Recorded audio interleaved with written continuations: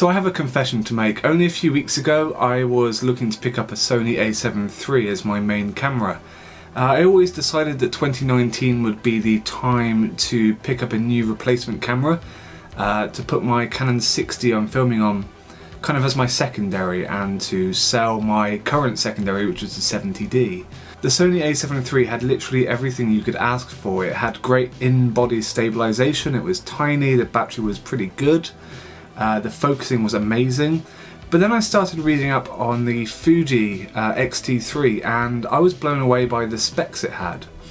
Now, as someone who's used the Fujis before, I had an X100S and I absolutely loved it. It was my favourite camera, but it couldn't cope well in low light. It couldn't auto-track people very quickly. If they were moving towards you, you just couldn't get good focus. It would just hunt everywhere. And the video wasn't particularly great. But in daylight, amazing camera, best thing you could ever buy for the time. So I sold that a year and a bit ago. I kind of left Fuji away, and when I went to the local camera shop to have a chat with one of the Fuji reps, I kind of started looking at the X-T3 and going, this is an incredible camera, this can do every single thing I want. And so I picked it up. I picked it up with a kit lens, battery grip, and I've got myself another lens on the side. Today we're just going to unbox the Fuji X-T3 itself with the kit lens. So first off, the Fuji X-T3 comes with an XF 18-55mm f2.8 to 4 RLM OIS lens attached. The only things I can think of from there is that the OIS is optical image stabilizer. Right, so let's just pop the lens out of the way and let's just pop open the top. It's got a couple of scuffs where it's been in my car on the way back from the camera shop. And just inside we have, let's pop that back. Just inside we have some documentation. We've got a warranty booklet, stuff which will never ever come out of the packaging, and a piece of paper talking about how to adjust and lock the diopter, which is kind of handy. It's in several languages. And this. Okay, so beneath that we have QR codes for the manuals if you do want to read them. However, it's so much faster to go on YouTube nowadays, isn't it, and just find what you need. It folds down and we've got the Fuji straight away. So I'm going to pop that out, stick it on the side, and we're left with two other boxes just inside. We've got this kind of right hand one, I'll pull out, and this bottom one. There we go. So let's start with the camera, obviously. Pop it out of the eggshell crating. Got a nice little bag. Just pull it straight out. And there we go, we've got the X-T3 straight away, no messing about there. And what really strikes me as kind of similarities is a Nikon FM. I've actually got one. Let's have a quick look at this one here right next to it. So the Nikon FM is my dad's camera, bought in about the 80s, and I had it re-leathered and serviced and all this business. Wise red, you know, you couldn't buy a red Nikon any time back then unless you were absolutely like in with the Nikon people, I guess. But just check out where the things are on the camera. We've got a flash sync port here, which is the same here. We've got a shutter speed dial, which is the same. The only additions, we have an exposure compensation dial on the X-T3 and an ISO dial on the X-T3, which is embedded in the shutter. That's the lens. Okay, so it's an 18-55 2.8 to f4. And cover this off. And very simple. Get the bag out.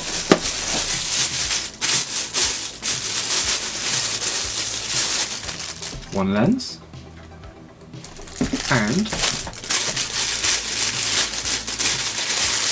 lens hood. Okay, nice and easy. More boxes.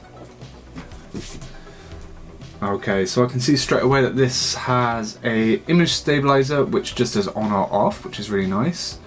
We've got an automatic or a aperture switch, I guess, because this secondary ring at the back looks like it's got no markings, so, but it does click like a normal apertured kind of lens would. So I imagine that if you pop it from A onto the aperture ring, then you can control the lens. If you stick it on A and you have any other settings which are locked off or set or manual, this will compensate for it. So you kind of get semi-auto, kind of shutter priority, ISO priority, one of those two. And then we have two other, this is quite mind-blowing. I'm not used to zoom lenses. I've had prime lenses for the past 6 years. I've only ever once had a zoom lens and I returned it immediately because it was absolutely terrible.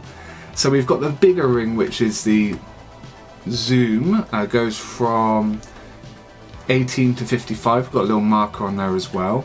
It seems like it's made of metal. It might be a very good plastic, but it feels like metal.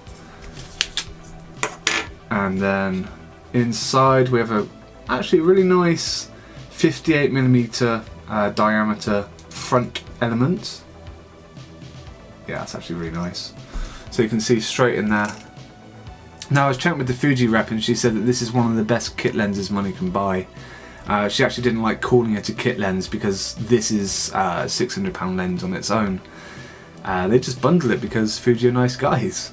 Back to it though, this final third ring, that's going to be a manual focus ring. It's going to be one that only works when you attach it to your X-T3 and power it on. It's one of these fly-by-wire focus mechanisms, so it doesn't actually adjust the optics whilst we're doing this with no camera attached. And the last box must be the accessories.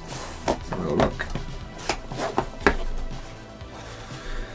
Okay, standard stuff. We've got the Fujifilm battery charger. We've got the battery right next to it. Pop that in. And a very small plug, which is really nice. So this looks like it's just going to attach with a clip, and that's really nice. When you compare that to the Canon ones, which have an extra kind of cable that winds out and you have to plug that in, this is nice and compact. Only downside I imagine to this is you can't put it in the middle of like a series, a bus of power sockets, because of the size on the edge here. It's going to prevent you from having a socket. You're going to have to have it on the left hand side all the time, but not really a problem. I prefer this. This is an all-in-one kind of solution. We also have a American socket, which I never use. We have these are the lugs to put the camera strap on, and the special tool, which I've definitely used before and struggled many times back when I was using the X100S and had the camera strap on. Strap itself, this one looks a lot thicker than the last strap I had for the X100S. And this is something that kind of confused me when I heard about it.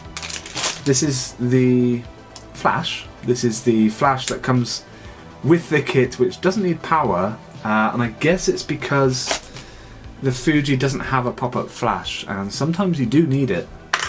So I'm just going to pop that on. It's actually a really, really nice build.